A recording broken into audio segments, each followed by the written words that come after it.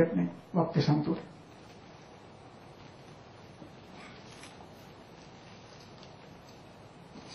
प्रातराशे अजीर्णेतु सायमाशो ननुष्यते. सायमाशे अजीर्णेतु प्रातराशो ही दुष्यते. सकाळच्या जेवणाचं अजीर्ण झालं तर फारसं बिघडणार नाही. रात्रीच्या जेवणाचं परिणमन पूर्ण व्हायच्या आत किंवा अजीर्ण असताना तुम्ही खाल्लं त्याला तत्सर्वं विदयते. यत्किंचित अशितं पीतं नीडं तत्सर्वं विदयते. हा परतंत्र प्रकोप.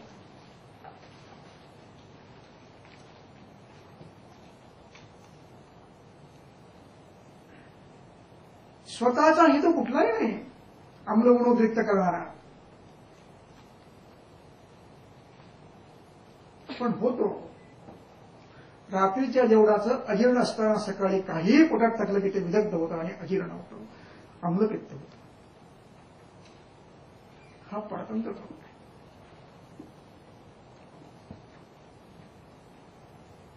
आणि अशा रोगांची चिकित्सा क्षारीय द्रव्यांनी किंवा अम्लपित्त चिकित्सेनी न करता केवळ हेतू बंद केला की तो बरा होता. गरज पडली तर पाचन द्या. हा परतंत्र दोष प्रकार.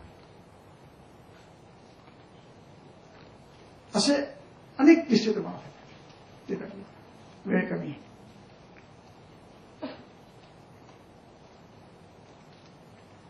हा परतंत्र प्रकोप आहे. असाच परतंत्र प्रकोप चरकाने ग्रहणी अध्यायात सांगितलेला आहे.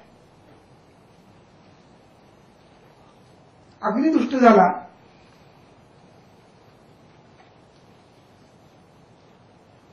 अन्नाला शुक्तता आली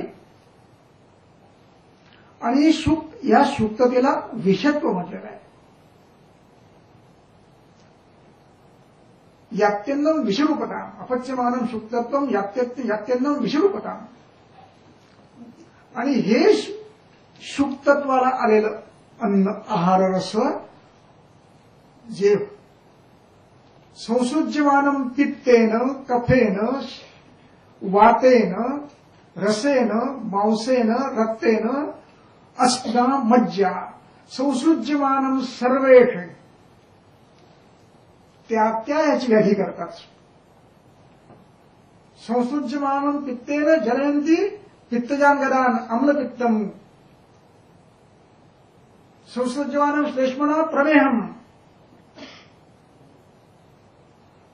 अशी विविध व्याधी करतात. हा परतंत्र दोष प्रकोप आहे. माझ्याकडे एक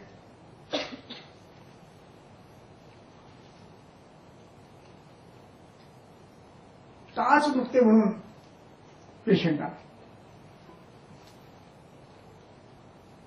वातप्रकोप आहे.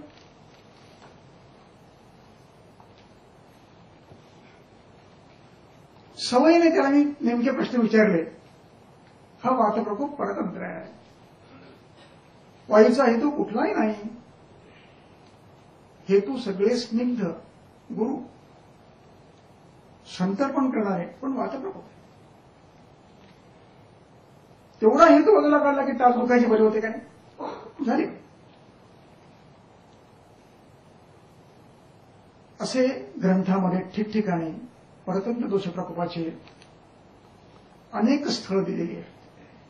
एक सुंदर स्थळ सांगतो आणि विषय बदलतो. हा संदर्भ आलाय अष्टांग हृदयातल्या शाहीर स्थानातल्या 3ऱ्या अध्यायात.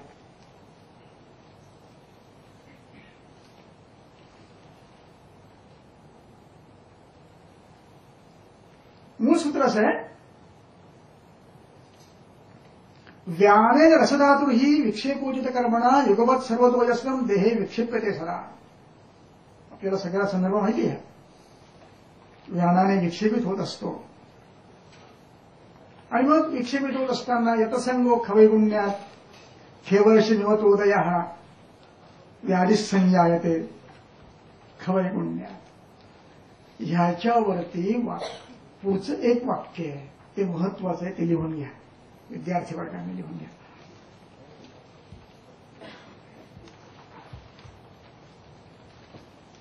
दोषाणामपि एवंशात एकदोष प्रकोपणम. दोषाणामपि एवंशात एकदेश प्रकोपणम. दोषही असे सतत फिरत असतात, कुपित किंवा अकुपित. ते स्वमानावस्थेत असताना सुद्धा खवैगुण्यामुळे कुठे थांबले तर तो दोष प्रकोप आहे.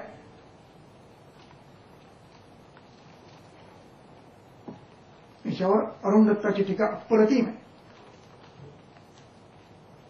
पारतंत्र्यात स्वमानावस्थानानाम अपि पारतंत्र्यात व्याधिकरत्वम. हा परतंत्र दोष प्रकोप आहे.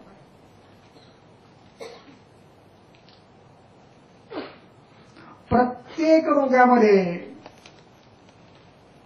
समोर आलेला दोष प्रकोप स्वतंत्र आहे का परतंत्र आहे हे पाहणं अनिवार्य आहे. चिकित्सक म्हणून यशस्वी व्हायचं असेल तर अनिवार्य आहे.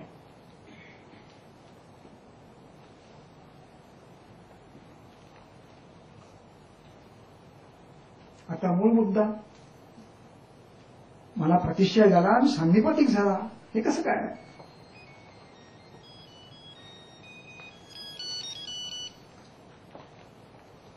याचं उत्तर फक्त चरक संहितेमध्ये आहे. विमानस्थान अध्याय 6 श्लोक क्रमांक 11. एकच ठिकाणी अनुपन्य समन्वितानां दोषाणाम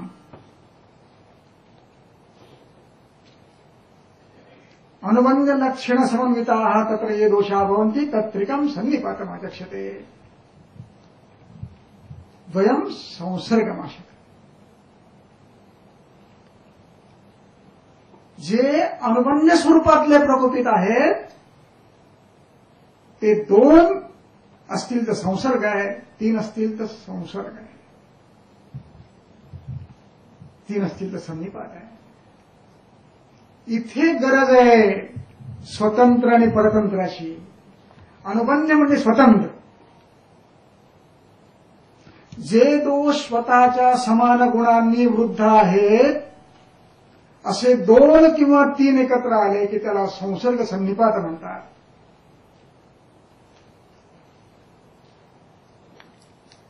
प्रतिष्ठा झालाय, थंडीत भिजून आलोय, ताप आलाय, अंगात ताप आहे, डोकं दुखतंय, पित्त प्रकोप परतंत्र आहे. स्वतंत्र नाही, तो श्रोतोर्धाने आहे. तो विमार्गमनाने असेल, वृद्ध नाहीये. स्वसमान गुणांचा अभ्यास नाहीये, तो परतंत्र आहे. तिथे आम्ही चिकित्सा काय करतो? तीक्ष्णोष्ण घेतो. पित्त प्रकोप आहे तरी हो हो हो, कारण हा पित्त प्रकोप परतंत्र आहे.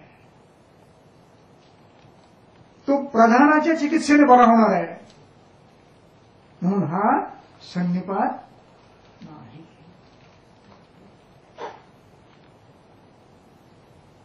असेल किंवा एकदोषी असेल, बाकीचे 2 परतंत्र असतील. विद्यार्थ्यांमध्ये श्रद्धा निर्माण करायची असेल तर हे सगळं स्वच्छ होणं आवश्यक आहे. काहीतरी गोलमोल आयुर्वेद आहे, आयुर्वेद गोलमोल आहे काहीतरी, गोलांक तेवढे मारायचे फक्त.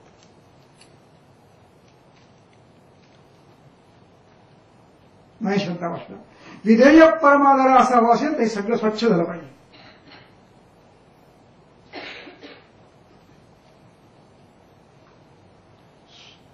संसर्ग हा स्वतंत्रांचाच, सन्निपात स्वतंत्रांचाच, हे ठासून सांगितलं पाहिजे, दाखवलं पाहिजे. हा संसर्ग आहे, हे हेतू आहे. हा संनिपात आहे, हे हेतू आहे. ते बंद करा, हे ठासून सांगितलं पाहिजे.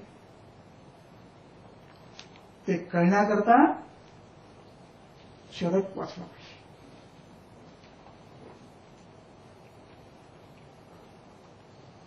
मग हा संसर्ग होतो कसा? एका अति सुंदर विषयाकडे आपण चाललो आहोत.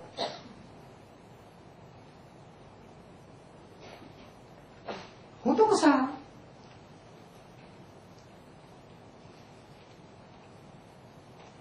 सहा 10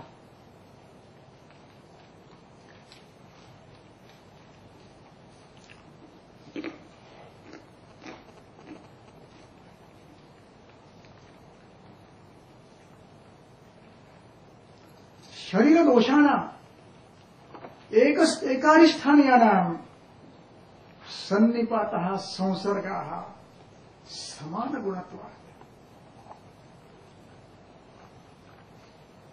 हा श्लोक चिकित्सेत नाही, हा श्लोक निदानात नाही, हा श्लोक निमानस्थानात आहे. बेंगलोरला अभ्यासक्रम समितीची बैठक झाली, 3 दिवस चालली. त्यात मी म्हटलं एमडी सिलेबसमध्ये किमान विमानस्थानातले काही अध्याय टाका, सूत्रस्थानातले काही अभ्यास टाका चिकित्सेला. नाही म्हणलं, नाही म्हणलं.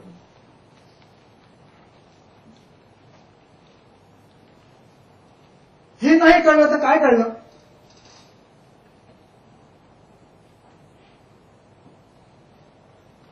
काहीच कळलं नाही. आयुर्वेदच कळला नाही. गप्पा मारतात नुसते.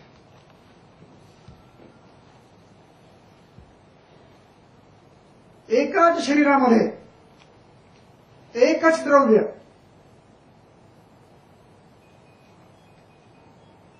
ते दोषांच्या 3 गुणांचं समान असतं.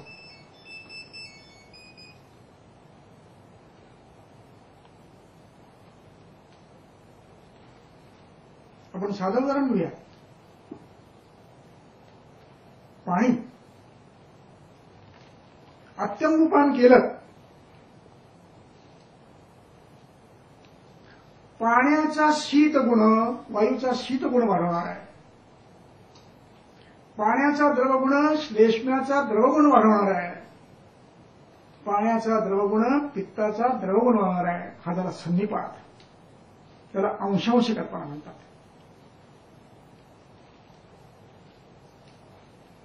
हा सन्निपात.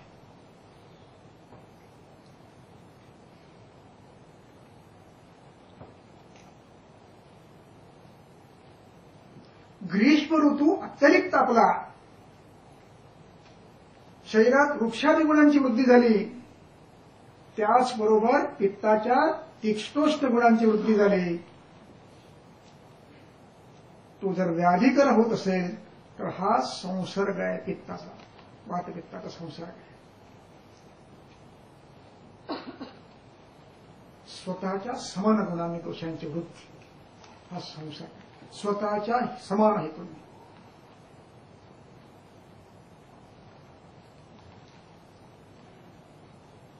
हा संसर्ग आहे.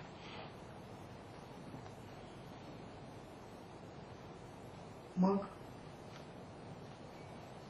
पित्त प्रकोप झाला की केवळ शीतद्रव्य देऊन नाही चालणार आहे. चिकित्सेत कोणत्या गुणाने वाढेल,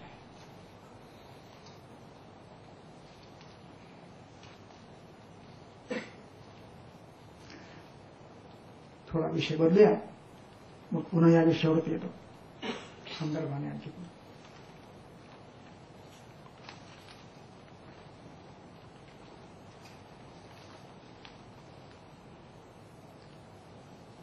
चिकित्सा सिद्धांत